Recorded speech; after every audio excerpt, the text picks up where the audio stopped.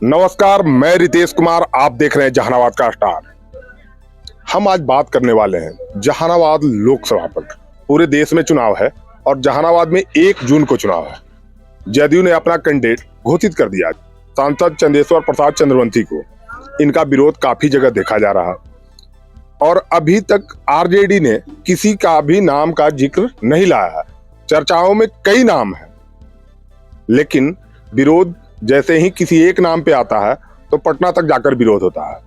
इसी विषय पर आज हमारे साथ बात करने के लिए है वरिष्ठ पत्रकार एसके मिर्जा साहब और बगल में है राजकिशोर सर, समाज सेवी। हम इन दोनों से बात करेंगे और अभी जहानाबाद में चल क्या रहा है, माहौल क्या है, क्योंकि ये दोनों काफी घूमते रहते हैं और जहानाबाद के माहौल को, लोगों से बात को और समस्याओं को रूबरू होते रहते हैं। इसमें कहीं कोई इब्बट नहीं होता है। तो इन लोगों से समझकर और बात करते हैं। तो पहले हम बात कर लेते हैं इसके मिर्जा साहब से, क्योंकि इनका काफी आना जाना रहता है, कई जगह ये जाकर आए हैं। तो इनसे समझ लेते हैं क्या है माहौल और क्या चाहते हैं लोग। हाँ सर, बताइए। पहले तो स्वागत है आपका। धन्यवाद रितेश बाबू। देखिए, जहानाबाद हमेशा से हॉट केक की तरह रहा है और जहानाबाद के लोग हमेशा अपने आप को ठगा महसूस करते आए हैं काफी जमाने से। पहले रामाश्रय बाबू थे, वो लोकल थे यहाँ के, लेकिन लोगों का जो डिमांड है, लोगों का जो कहना है, यहाँ के लोगों का जो मतलब अंदर की जो बात मैं बता रहा हूँ आपको, लोगों का कहना है कि एक अच्छा इंसान चाहिए, एक अच्छा उम्मीदवार चाहिए जो लोगों के सुख दुख में हमेशा शामिल हो। जैसे यहाँ बहुत सारे सांसद चंदेश्वर प्रसाद चंद्रवंशी जी हैं, उनको लोगों ने जिताया। क्या किए वो? 5 साल आपने देखा, आप भी जहानाबाद के रहने वाले हैं। 5 साल कहाँ रहे वो? चंद लोगों के बीच में घिरे रहे। सुरेंद्र यादव, एक बार वो यहाँ से जीते थे, बार बार उनको पब्लिक हरा रही है, बार बार हरा रही है। उनकी जो चर्चा आ रही है, अभी हालांकि कंफर्म नहीं है, समझ गए ना, बार बार हरा रही है। हारने के सुरेंद्र यादव को तो कई बार टिकट मिल चुका है और हर बार हर बार हारे हैं वो। मैं बता रहा हूँ, दूसरी बात बता रहा हूँ, हर बार हारे हैं। हारने के बाद आज तक कभी वो जहानाबाद की जनता को कभी देखने का काम नहीं किया है। एक और नाम चर्चा में है, डॉक्टर करुणा सागर, जो पूर्व डीजीपी है। हाँ, करुणा सागर वो मतलब राष्ट्रीय प्रवक्ता भी हैं राष्ट्रीय जनता दल के, और तेजस्वी यादव ने बड़े ही धूमधाम से उनको शामिल किया था इस राष्ट्रीय जनता दल में। वो उनके बारे में, चूंकि वो तो कभी सांसद रहे नहीं, इसलिए उनके बारे में अभी कोई पब्लिक एनालिसिस नहीं कर सकता है, एनालिसिस। लेकिन जो उन्होंने काम किया है 5 सालों में या पिछले काफी वर्षों में, वो सब लोग देखते हैं। चाहे कोरोना का मामला हो या ऐसे भी आम दिन भी हो, बच्चों के लिए हो, महिलाओं के लिए हो, सभी के लिए एक अलग काम किया है। और चूंकि यहाँ जात की भी राजनीति होती है, जात पे भी डिपेंड करता है, कास्ट वाइज यहाँ पूरा एकदम ये रहता है, तो लोग ये सोचते हैं कि करुणा सागर सिर्फ भूमियार है, समझ गए ना, और यहाँ जो है आरजेडी यादव को ही सीट देगी, जबकि ये गलत है। अगर करुणा सागर सर को मिलता है टिकट यहाँ, तो निश्चित तौर पर लाखों लाख वोट से जीत सकते हैं। मेरा ये ऐसा एनालिसिस है, क्योंकि उनको हर वर्ग का समर्थन प्राप्त है। अब वो 5 साल रहने के बाद क्या करते हैं, उसके बाद विरोध हो सकता है, लेकिन अभी फिलहाल जिस तरह का उन्होंने काम किया है वो लाजवाब है, बहुत ही शानदार है। आप कहीं भी आप उनके बारे में पूछ सकते हैं, कोई भी आदमी उनके बारे में गलत नहीं बोलेगा। तो ये थे हमारे साथ एसके मिर्जा साहब, इनसे हमने बात की और हम चर्चा कर लेते हैं समाज सेवी राजकिशोर सर से और पूछते हैं कि सर, ये करुणा सागर सर का जो नाम आ रहा है, जैसा इन्होंने बताया, हमारे मित्र जो बगल में पत्रकार है, इन्होंने बताया करुणा सागर। नहीं, नाम आ नहीं रहा है। मैं फिर से क्लियर कर देता हूँ, नाम आ नहीं रहा है। पब्लिक चाहती है, पब्लिक चाहती है, जैसा कि हमारे मित्र बता रहे हैं, पब्लिक चाहती है। तो सर, एक करुणा सागर कौन है, क्या आप इनको जानते हैं? हाँ बिल्कुल, हम डॉक्टर करुणा सागर जी को जानते हैं। वो 1991 बैच के आईपीएस अधिकारी रहे और तमिलनाडु उनका कैडर रहा और वो डीजीपी के पद से रिटायर हुए। रिटायर होने के बाद ही वो आरजेडी ज्वाइन किए और आरजेडी में तेजस्वी यादव जी ने उनको ज्वाइन करवाया और वो बिल्कुल ही तेजस्वी यादव जी के साथ यहाँ सोशल जस्टिस की लड़ाई लड़ने के लिए राजद को उन्होंने ज्वाइन किया।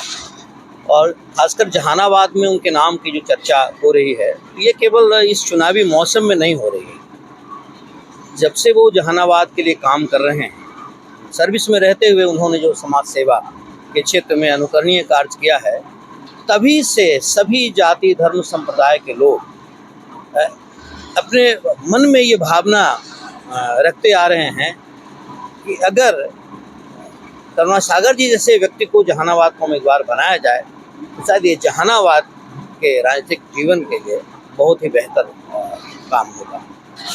क्योंकि ये तो है कि वर्तमान में जो एक तो नाम अनाउंस्ड है एनडीए के कैंडिडेट के रूप में, पूर्व एमपी जो अभी एमपी हैं गणेश जी का नाम है, लेकिन उनका जो विरोध हो रहा है वो सबके सामने है, पूरे बिहार के सामने है। बल्कि ऐसा माना जा रहा है कि शायद एनडीए के वो सबसे कमज़ोर कैंडिडेट हैं बिहार में। दूसरा नाम जिसकी घोषणा तो नहीं हुई है, लेकिन जबरदस्त चर्चा में वो नाम है, लेकिन उस नाम के आते ही उनके ही कोर वोटर्स के द्वारा, उनके ही आधार जो वोटर हैं, उनके द्वारा ही उनका विरोध जारी है। और ये विरोध केवल इस बार 2024 के इलेक्शन में नहीं है, विगत जितने वर्षों से वो चुनाव लड़ रहे हैं और चुनाव हार रहे हैं, तब से उनका विरोध कायम है। और ऐसी स्थिति में निश्चित रूप से जब आरजेडी डॉक्टर करुणासागर जी ने ज्वाइन किया तो लोगों को लगा था कि एक ऐसा व्यक्ति चाहिए जो समाज के साझा मूल्य को, साझा विश्वास को और एक डेवलपमेंट ओरिएंटेड विजन वाले व्यक्ति की ज़रूरत है, ऐसा लोग महसूस कर रहे थे।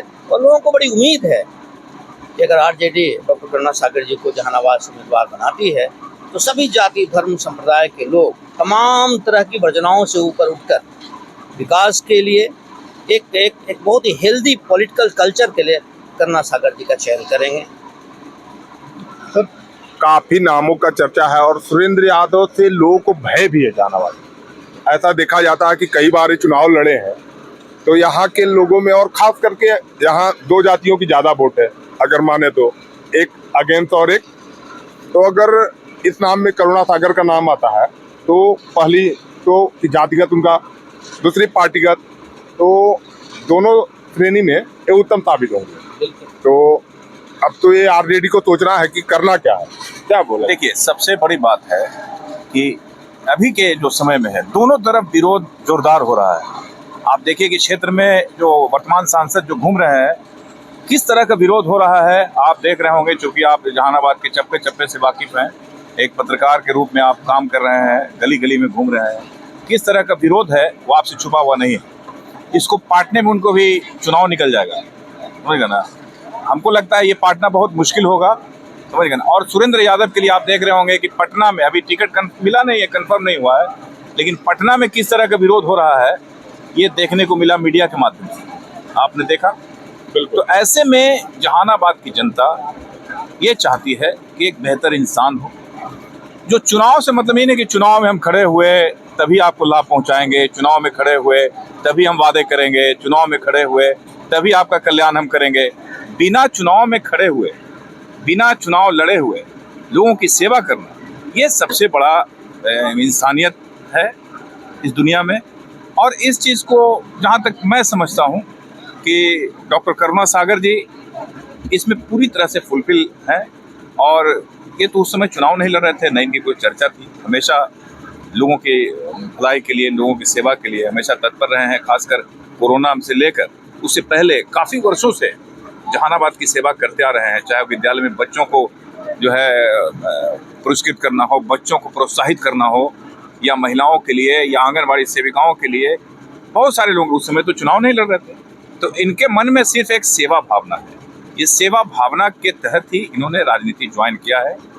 अगर तेजस्वी यादव, लालू यादव, अगर उनमें थोड़ा सा भी अगर लग रहा होगा कि एक अच्छा इंसान को हम लड़ाएं जहानाबाद से, क्योंकि इनको हर वर्ग का समर्थन, ये जात पात से हट के इंसान है, हर वर्ग का समर्थन इनको प्राप्त है। अगर इनको सही में अगर इनको प्रत्याशी बनाया जाता है, जहानाबाद से राजद प्रत्याशी बनाती है, तो हमको लगता है कि असंख्य वोट से इनकी जीत होगी। तो आपने सुना, दोनों हमारे साथ थे, एक तरफ समाज सेवी और एक तरफ पत्रकार। ये मैं दोनों का एनालिसिस जो जो मार्केट में ये लोग घूमते हैं और लोगों से समझते हैं।